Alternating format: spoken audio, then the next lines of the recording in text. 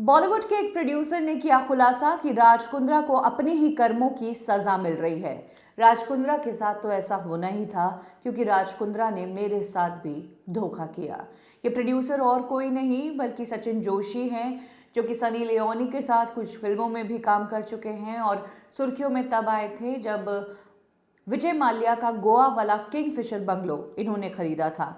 Sachin Joshi Bollywood actress Urvashi से married है और सचिन जोशी ने राज कुंद्रा की एक गोल्ड स्कीम में इन्वेस्ट किया था।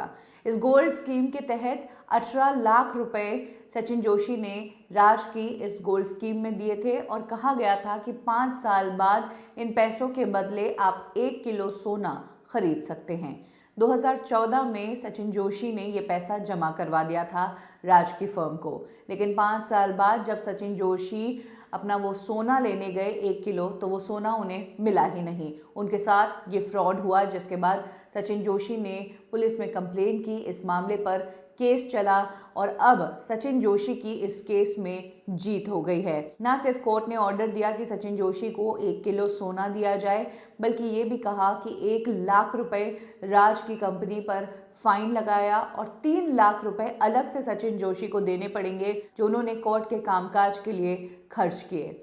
और इस जीत को हासिल करने के बाद सचिन जोशी ने जब मीडिया से बात की तो उन्होंने कहा कि राज को जो सज़ा मिल रही है वो उनके कर्मों की ही सज़ा मिल रही है। उसने लोगों को जाल में फंसाने की कोशिश की, लेकिन अब वो खुद ही अपने जाल में फंस चुका है। आपको बता दें कि सत्युग गोल्ड करके ये स्कीम राज कुंद्रा ने शुरू की थी कुछ और लोगों के साथ मिलकर, और इसी के तहत ये फ्रॉड किया गया।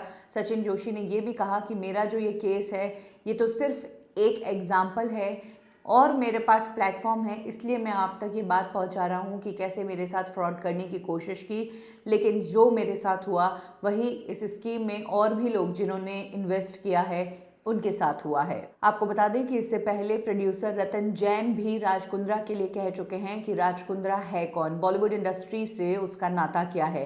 सिर्फ शिल्पा शेट्टी का पति है, इसीलिए उसका बॉलीवुड इंडस्ट्री में नाम लिया जा रहा है।